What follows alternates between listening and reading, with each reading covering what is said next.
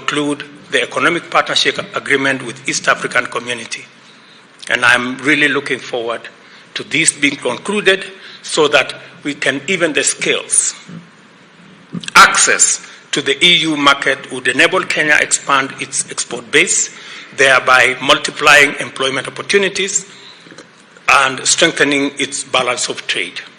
It is one of the notable interventions that can make tremendous difference to our economic performance, and there is excellent reason in the EU's best interest to conclude this deal.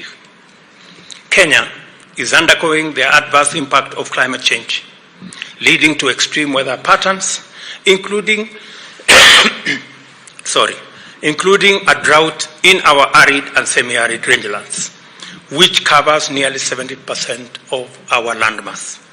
In these northern and northeastern stretches, rain has failed for 4 consecutive seasons, leading to widespread crop failure, livestock deaths, starvation, and malnutrition, water stress, immense economic loss, and conflict.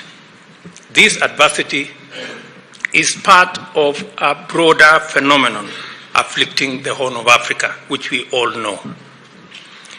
Our agriculture-driven economic transformation agenda, industrialization, food security, wealth, and job creation is in jeopardy if we remain vulnerable to erratic rain patterns.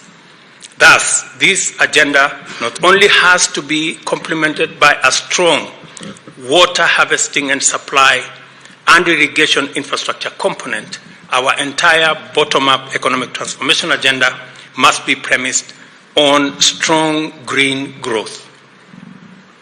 Let me repeat, strong green growth.